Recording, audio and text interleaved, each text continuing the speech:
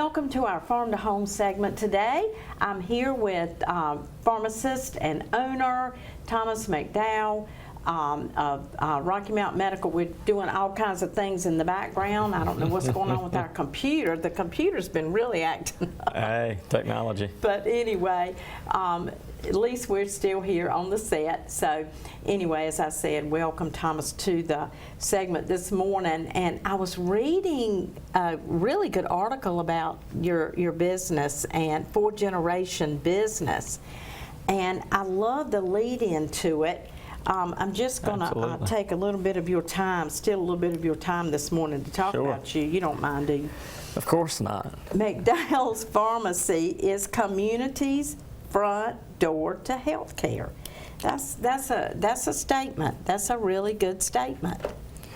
Yeah, that's one of those kind of slogans we center on just because community pharmacies are often the most accessible healthcare provider in their communities. Absolutely. And you're a four-generation, started in 1901. Mm-hmm. Unbelievable. So in Scotland Neck, our pharmacy, it was built in 1901, and my great-grandfather bought it in 1922. And right out of pharmacy school, he was a UNC pharmacy grad after serving in World War I. He was a medic driver, ambulance driver in France during the war, and was exposed to a lot of mustard gas and ended up passing away due to complications from that. But in the 50s, but before that, my grandfather took over in the 40s. He was a UNC grad too in 44. World War II veteran, and then my father graduated from UNC in 81, and then I'm a 2016 grad, so didn't really have a choice on where to go or what to do. But I'm very fortunate to have been able to come back and serve my hometown, and we're blessed to have some, that article was written kind of piggybacking off of, we had the Tar Heel bus tour from UNC Chapel Hill come by and visit our pharmacy a few weeks ago, and some great publicity, and had a lot of folks from UNC get to see our pharmacy, experience what goes on behind the scenes, because it's just it's a community hub, especially in a small town. Right. You know, it is here too in Rocky Mountain, but in a small town like Scotland Neck, we're on Main Street. There's not as many businesses now, but you know, there's constant traffic. It's where you see your neighbors, where you see your friends, where you catch up on the local gossip. And there's people shopping and interacting, and so it's just really accessible health care, and we pride ourselves on that. Yeah, well, it was a very interesting article. I didn't realize that you do work alongside your father still in the Scotland Neck Pharmacy. He still works every day, Wow. And it kind of has a little more flexibility now. He worked really hard for... Well, he deserves it. Close to, 40 years. And so he's still very active, and we serve a skilled nursing facility. He's a consultant pharmacist and spends a lot of time helping take care of the residents at that facility, and also still very active in the pharmacy, which is super helpful for me. And so we work really well together, and I'm very blessed to be able to work with him. Absolutely. Well, one more and we'll move on, but one more thing I like that the article said: independent pharmacies often are the most accessible healthcare providers in their community. No, I mean, that is so true. If you cannot get to your provider, and we've said that on this show how many times? Yeah, we've that's a Find repeated your pharmacist, for goodness sakes. Yeah, know your pharmacist. And some people, what I say sometimes is some people just need a pharmacy, but a lot of people need a pharmacist. Yes. And there's a difference there. If you're not taking any medications, or maybe one prescription every now and then that's as needed, maybe you don't need a super personalized relationship with your pharmacist, but a lot of people do need that. If you're taking multiple meds, chronic conditions, complex medication regimen, you need a pharmacist, not just a pharmacy. And so build a relationship with your pharmacist. It can make a world of difference, and the accessibility, especially if you have trouble getting a hold of your specialist or your primary care doctor, and they're busy, I get it, but sometimes you have to go through multiple layers to reach them.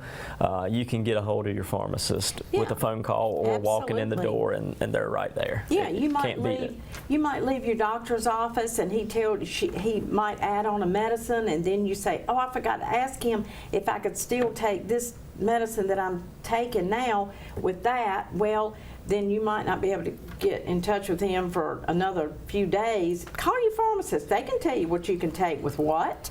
Exactly.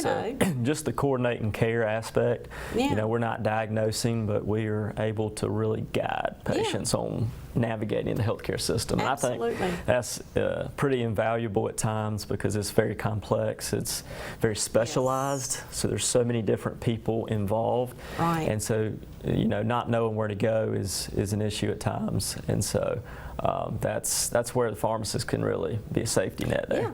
Yeah. And physicians rely on pharmacists as well. Yeah, we welcome calls and collaboration too. We can help with insurance issues, formularies, medication decisions, interactions, all of that stuff. It's a lot to unpack there. Exactly. Well, today, what do we want to talk about? So I was going to touch on something, especially with all the heat and the sun that we've had the past couple of weeks, talk about photosensitivity with certain medications. Okay. And so there are a lot of medications make you more sensitive to the sun, causing sunburn even easier. So sun exposure can already be an issue for anybody. Oh, yeah. But if you're taking certain medications, it becomes an even bigger issue, especially depending on kind of the pigment of your skin. And so there's some drugs like some antibiotics like doxycycline, ciprofloxacin, some diuretics like hydrochlorothiazide, furosemide, then NSAIDs, which is like ibuprofen and naproxen, Aleve, Advil, those things. Amiodarone, which is a fairly common heart medication used to treat AFib. And sulfonylurea is a diabetic medication class like glipizide, glimepiride, can make you more sensitive to the sun. And so, some things you can do to help with that are pretty, commonly known, but still good to emphasize, and definitely want to touch on the fact that those drugs can be an issue, but making sure that if you're using sunscreen, 30 SPF or higher is usually where you want to go. There's a lot of discussion on sunscreen now, like some of the ingredients in sunscreen. Oh, yeah. is kind of a hot topic. Pun intended. So, a lot of people are concerned about some of the ingredients in sunscreen and whether they're causing issues. Right. And there's topics on whether they're causing cancer. Right. It's still, kind of a lot of research and data there that I think there's some uncertainty there. You can always go to zinc oxide sunscreen, Yeah, absolutely. There's a lot of formulations of that are easier to rub in than maybe what you're used to seeing in the movies where it's just white layers all over you. So there's options out there. You want full spectrum UVA, UVB protection, reapply every 2 hours. And protective clothing, there's a lot of options out there to protect yourself. If you're going to try to avoid certain hours, 10 to 4 is kind of the most exposure time for sun. Right, I can see that. So, being careful, especially that 12 to 4, even more so, is where you really see a lot of exposure. And so, and you want to stay hydrated. Oh, absolutely. Because with the sun exposure comes, heat stroke or issues with dehydration, which is a whole nother issue that can be really dangerous too. And on the bottle you will see avoid sun exposure or whatever it says, but you'll see on your bottle it on the will prescription normally, bottle? yeah, and you'll see the little sun. And I've seen that before on antibiotics. So kind of the auxiliary label. Always read your bottles. Always look, because the pharmacist the pharmacist can't tell you every little, but they put it on there for a reason. Y'all put the little sticker on there for a reason that says avoid sun exposure. For kind of the most common precautions and things to Yes. look out for. Yeah. And so, sometimes sunburn is inevitable, but if you're doing, if you're out in the sun and you get a sunburn, if it's really severe with blistering or a fever, you really need to see your doctor. Oh, but absolutely. if it's just kind of the redness and some irritation, cool compress can help. Aloe, as long as you're not sensitive to aloe itself or the ingredients in aloe, but that can give a cooling effect and has anti-inflammatory properties in the aloe vera plant. They use that ingredient in aloe vera gel and topicals. If you have blisters, don't pop the blisters. That's not helpful. You can do an oat bath. You can take NSAIDs like ibuprofen. Even though they cause some photosensitivity, they are anti-inflammatory. So once you're out of the sun, you can take some of those NSAIDs because they can help with the redness and the inflammation and the pain. Drinking plenty of water, of course, as well. And so there's a lot of things you can do to prevent it, but knowing when you're taking a medication that can be an issue, and just ask. You have the option to have the pharmacist counsel you on your prescription. Absolutely. You don't have to do it, but ask, what do I need to know about this medication, especially an antibiotic that you've never been on.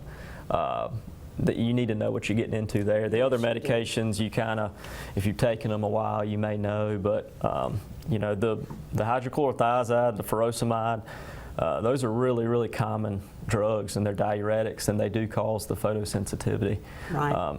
So that's something to watch out for. And the antibiotics, we see more of those right now due to, maybe not as much on the respiratory side, but bug bites and infections and skin infections. So we do still see those drugs being used quite often, and we've still seen some flu cases. Oh, really? Yeah, recently, which is very surprising with how hot it has been. So still have some of the respiratory stuff. Yeah. Circulating around, unfortunately, but it's hopefully the heat is gonna kind I of hope so. get a little better, because last week was pretty rough. Yes, WHIG was kind of the brunt of some of those thunderstorms. Yeah. Hopefully, if we do get some rain, it'll cool things off. And so, yeah. Any questions for me? Well, it is interesting that you mentioned bug bites. I'm hearing a lot of people that are having bug bites this year. I mean, it's what can you do? What's the best thing? Yeah, I mean, just or is it specific, avoidance and prevention is key. I mean, ticks are out. Mosquitoes seem to be really bad this year.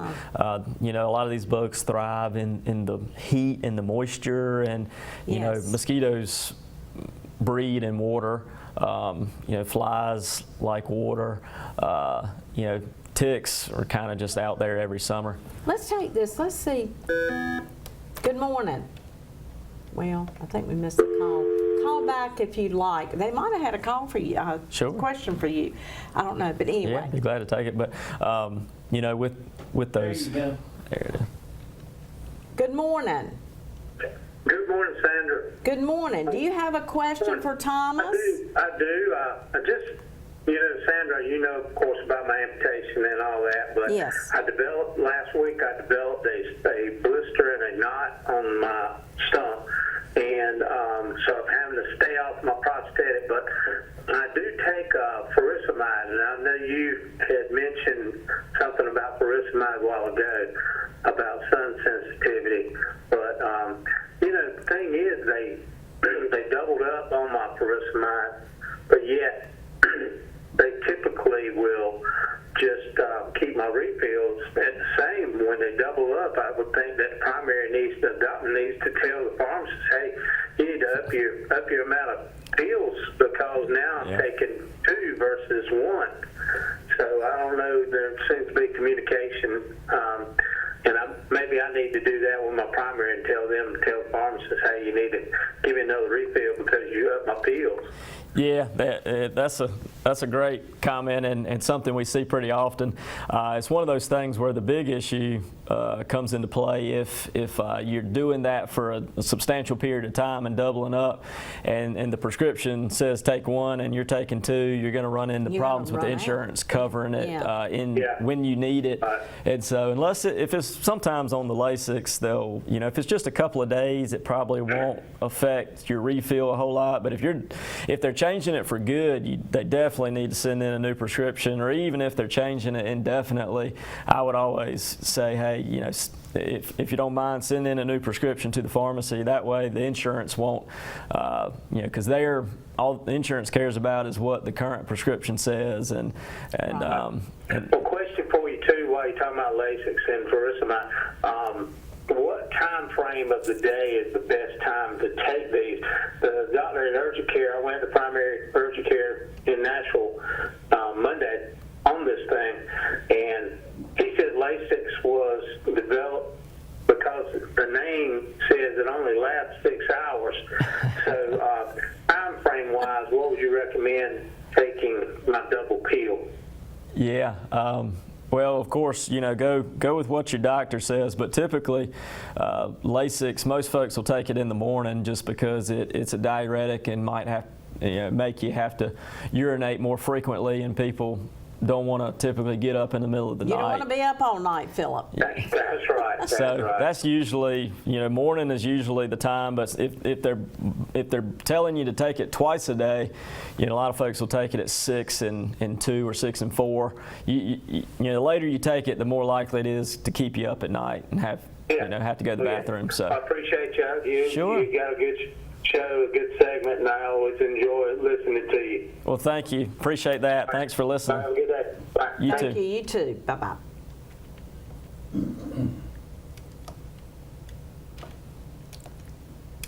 There you go. Okay. All right. Well, that was a good question. Yeah, absolutely. Maybe one week. Well, good morning. Good morning. Good morning. I have a question for the pharmacist. I developed a regular summer cold, and what he recommends for is deep congestion in my chest, the cough. When I cough it up, it's kind of green. Mm-hmm. Green. Yeah, so thanks for calling in. Usually the green mucus sometimes is a sign of potentially an infection. That's kind of your body trying to get rid of what is in your chest or in your respiratory system. So if you're having significant symptoms, definitely talk to your doctor. But over-the-counter wise, really one of the only things you can do for mucus in the chest is Mucinex. Which is designed to kind of break up that mucus in your chest, and it's a good thing to cough it out. And also drinking plenty of water helps break it up too. So those are the things you do, specifically for the mucus.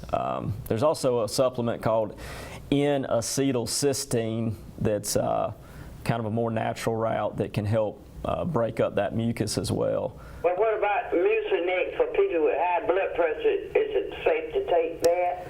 So that it shouldn't affect the blood pressure as long as you don't get one that's like Mucinex D with like Sudafed. You want to avoid anything typically Sudafed related if you have high blood pressure, because it can raise it. But just plain Mucinex is typically fine. Oh, okay then. All right. Thanks for calling in. Thank you for calling in.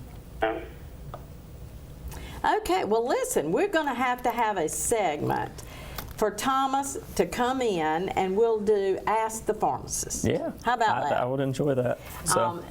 Thank you for your calls this morning, Thomas. Thank you for being on. This was a great topic. It is hot outside. We do stay in the sun. We do take medication, so we do have to be careful. So really good segment. You always are right on topic with what's going on and what time of year it is, so we really appreciate it. All right, that's all for today, and we'll see you in 2 weeks. All righty. We'll be right back, y'all.